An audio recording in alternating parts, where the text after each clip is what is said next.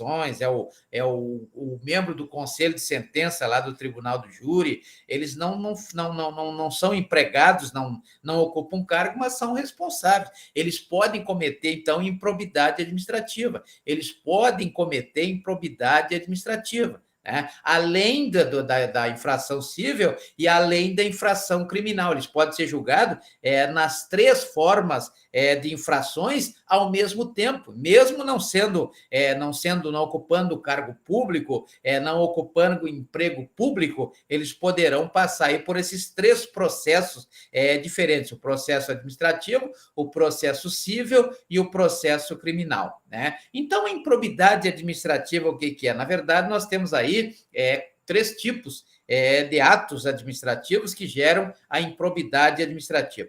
Quando o notário ou o registrador exercer um ato desonesto com uma finalidade.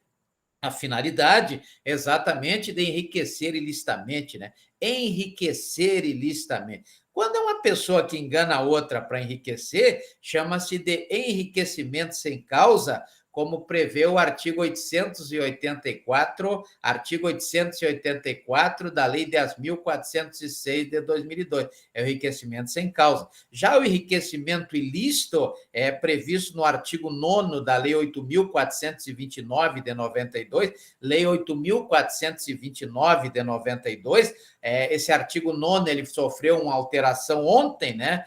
Com a publicação da lei número 14.230 de 2021, número 14.230 de 2021, trouxe, porque antes dessa lei 14.230 de 2021, existia a prática da improbidade administrativa, tanto dolosa quanto culposamente. Né? E fazendo uma analogia ao que prevê o artigo 18 do Código Penal,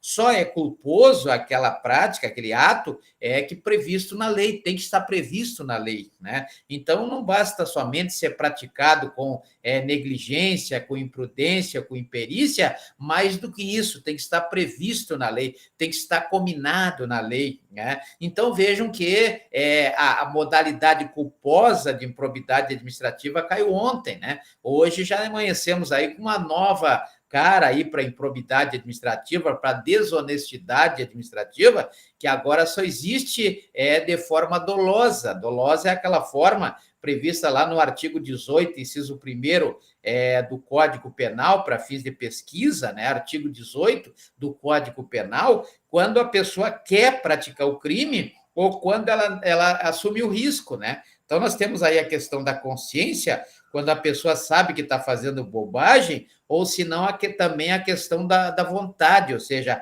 a cognição volitiva, que se chama, ou seja, a pessoa, além dela saber que está fazendo a coisa errada, ela ainda quer fazer, né? Então, isso é o dolo. Então, o dolo tem esses dois elementos: a consciência do agente, do sujeito ativo, e também tem a questão da vontade do sujeito ativo. Então, o dolo, a improbidade administrativa, que é um ato de desonestidade, que tem uma finalidade, né? É um ato de desonestidade que tem uma finalidade, exatamente se dá quando o sujeito, o agente público, ele quer, quando o notário quer, quando o registrador quer, né, que é o caso do dolo. Porque se não for mais dolo, não for mais assim, e não existindo mais a modalidade culposa, né, não existindo mais, porque até ontem um notário ou um registrador poderia ser responsabilizado administrativamente por improbidade administrativa se ele praticasse ou com dolo ou com culpa.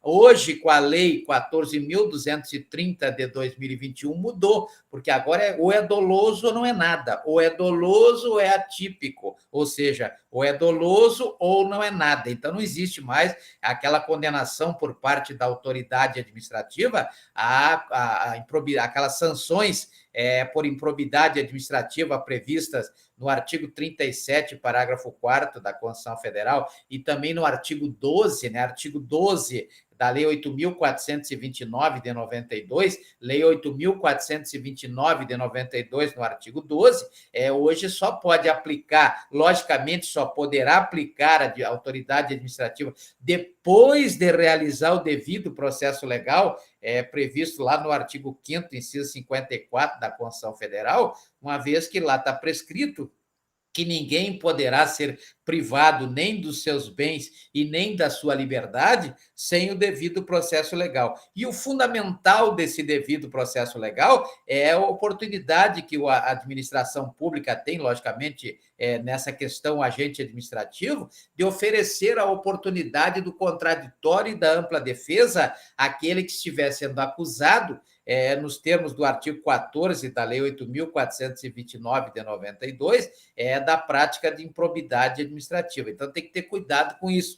Ele pode sofrer sanção? Pode, mas ele tem que passar pelo devido processo legal e tem que ganhar aí o direito de se defender, o direito à defesa, conforme prevê o artigo 5º, inciso 55, da Constituição Federal. Então, rapidamente, aqui as 3 formas de improbidade administrativa. A primeira é aquela que tem a finalidade de enriquecimento ilícito, né? A pessoa fica recebendo dinheiro para fazer alguma coisa, lógico que ele pode responder criminalmente por corrupção, né? Corrupção ativa ou passiva, lá do artigo 317, ou também do artigo 333 do Código Penal. Ele pode responder lá pela Lei 10.406 de 2002, nos termos do artigo 927, etc. E também vai responder administrativamente por improbidade administrativa, com base no que prescreve o artigo 9º